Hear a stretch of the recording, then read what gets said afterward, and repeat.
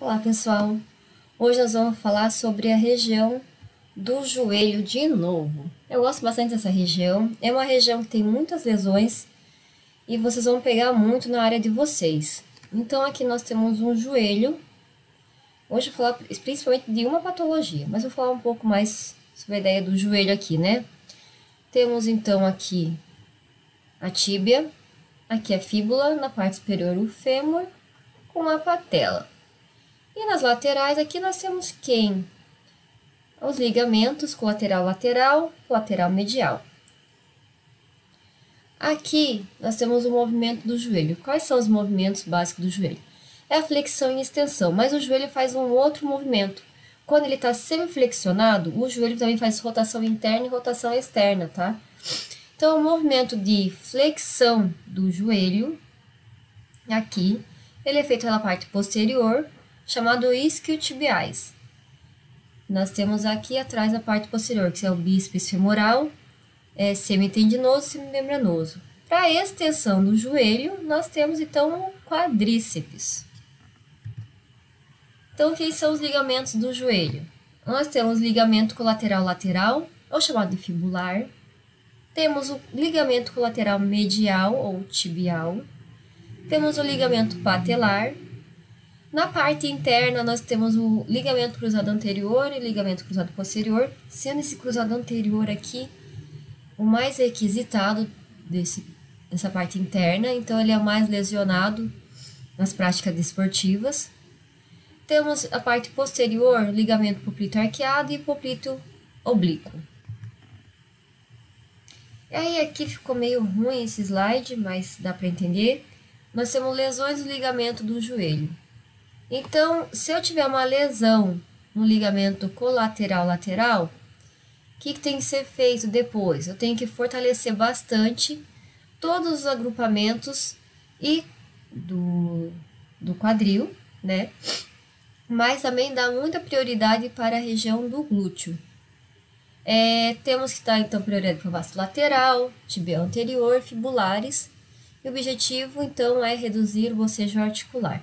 Se eu tiver, então, uma região lateral danificada, eu vou fortalecer tudo e vou dar prioridade para parte do glúteo e vasto lateral, o tibial anterior e os fibulares. Se eu tiver uma lesão no ligamento colateral medial, vou priorizar, então, o fortalecimento do vasto medial, da pata de ganso, que é o sartório, o graço semitendinoso, e do tibial anterior. Se houver uma lesão no cruzado anterior, lá na parte interna do joelho, pode-se então dar uma prioridade, né, para o fortalecimento do semitendinoso, semimembranoso e bíceps femoral, que é o isquiotibiais, e para a panturrilha. Se eu tiver uma lesão no cruzado posterior, vou dar prioridade então para a região do quadríceps, os músculos do quadríceps.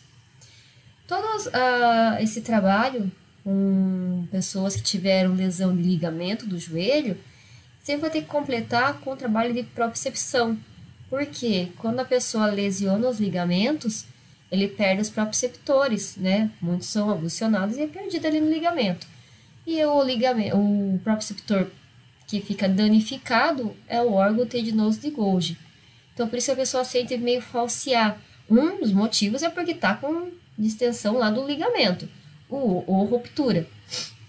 O outro motivo é porque não tem aquela firmeza a mais que vai ser dado pelos proprioceptores. Então, por isso tem que completar o trabalho com a propriocepção. Aqui são os meniscos, lateral e medial, que tem na parte interna, então, no nosso joelho.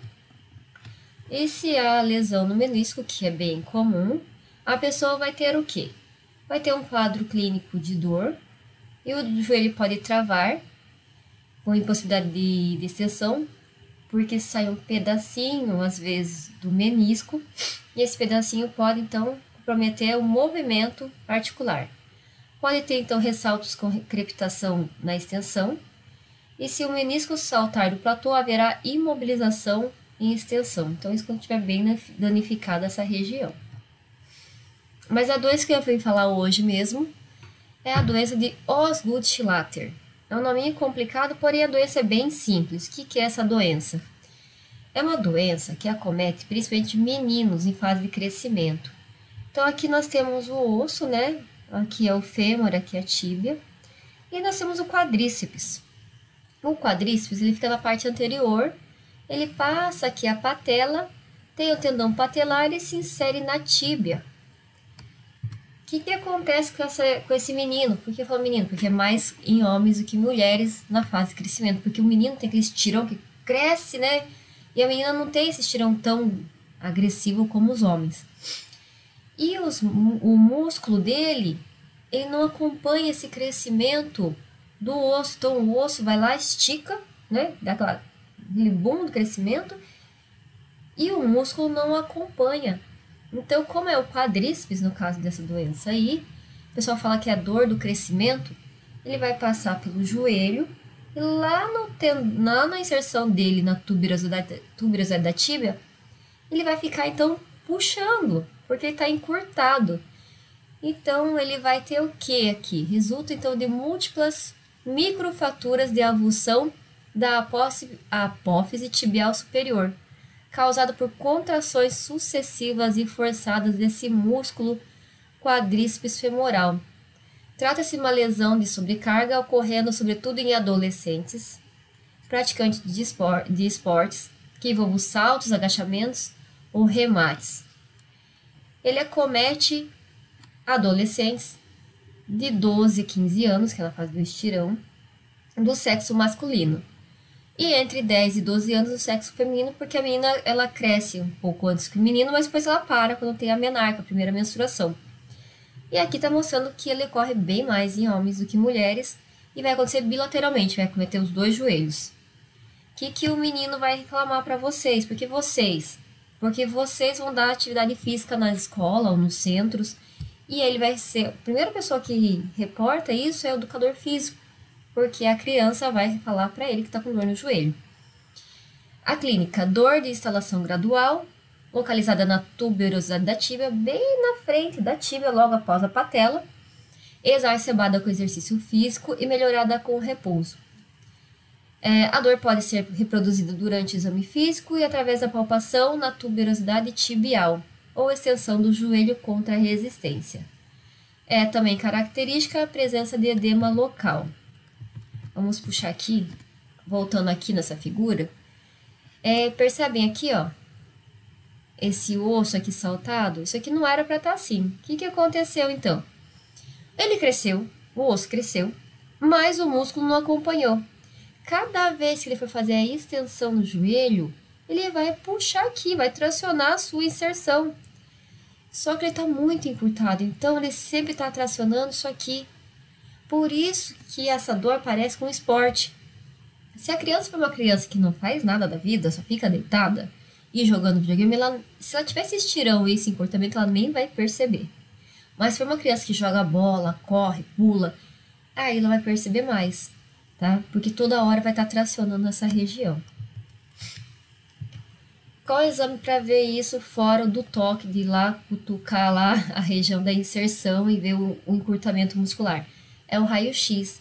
A radiografia, então, vai mostrar um ossinho a mais na região, então, da inserção do tendão. Vai ter o tendão e vai ter ossos a mais. Mini osteófitos, tá? Ali naquela região. Então, os achados radiológicos típicos incluem a fragmentação da tuberosidade tibial e edema dos tecidos moles adjacentes. O raio-x não mostra o tecido mole, só se fizer uma ressonância. Mas dá para ver pela palpação ou analisar um joelho com o outro. Mas às vezes pode estar os dois joelhos com edema. Como que é o tratamento dessa patologia? Então, vem um adolescente para vocês com muita dor, vai ao médico, vê que realmente tem um oswald Schlatter, ou o pessoal fala dor do crescimento.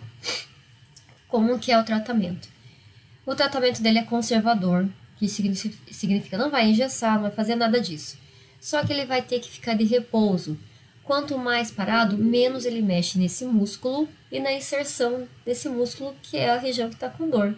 Então ele pode fazer uma analgesia, vocês podem indicar gelo, né? 20 minutos de gelo na região. Pode fazer a fisioterapia. Na fisioterapia ele pode fazer então com a gente o choquinho, que é o TNS, e pode fazer o gelo e alongamento. Vai pedir então a redução da atividade física, e essa atividade física vai ser posteriormente retomada de forma gradual. Então ele vai ficar mais ou menos 1,5 a 3 meses afastado da atividade física dele. E aí vai diminuindo essas dores, porque ele vai ficar parado, e ele vai podendo voltar aos poucos à atividade física. Nos casos bem graves, ou recidivante, quer dizer, aconteceu de novo, pode requerer imobilização ou cirurgia ortopédica. Trata-se de uma patologia benigna e autolimitada. Então, não é maligna, não é um tumor, nada assim. E assim que o menino parar de crescer, ou a menina parar de crescer, essas dores vão começar a diminuir e ela vai voltar a ter um joelho normal. Porém, se tiver aquela ossificação que eu falei, vai ficar com aquele osso sobressaltado mesmo. Ocorrendo uma resolução completa do quadro quando ocorre a fusão entre o tubérculo tibial e a diáfise. No final do surto de crescimento. Parou de crescer, melhorou a patologia. Então, o tratamento dessa doença é alongamento, principalmente do quadríceps, mas pode fazer também dos isquiotibiais, repouso e gelo, crioterapia. E aí eu vou mostrar para vocês também uma avaliação dessa patologia para mostrar, ficar um pouco mais fácil, tá bom? Obrigada. Olá pessoal, hoje eu vou falar sobre a patologia que acomete o joelho, Osgood-Schlatter. Então essa patologia acomete principalmente meninos na fase de crescimento. No caso do Matheus aqui, ele teve essa patologia quando era adolescente, agora já está no pós-patologia. O que acontece? A região do quadríceps aqui não acompanha o crescimento do osso do fêmur. Então a inserção dele, que é aqui na tuberosidade da tíbia, ela começa então a fazer uma tração. E essa tração, por conta do uso do quadríceps, faz com que comece a ter espículas ósseas ou ossificação do tendão patelar, que é o tendão do quadríceps. E essa dor ela piora muito quando o adolescente ou pré-adolescente faz atividade física. E ele descansando, parando a atividade física, essa dor cessa, porque vai parar de ficar tracionando esse músculo. No caso do Matheus aqui, ele não parou a atividade física, ele fugia e ia jogar futebol ou jogar outra coisa. O que aconteceu? Não sei se dá pra ver bem aí, ele tem aqui a tuberosidade da tíbia bem elevado, tá? Aí como é que eu faço pra ver se ele realmente tem isso? Ele vai ter dor ao esporte, a dor vai ser aqui. A outra coisa, vai estar com edema essa região, e se eu apalpar a região, no caso do adolescente, essa região vai estar sempre meio quente, tá? E vai estar dolorida, porque vai estar com um processo inflamatório.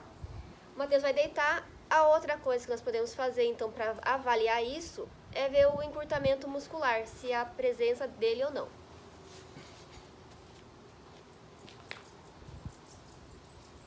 Vamos ver do isquios tibiais.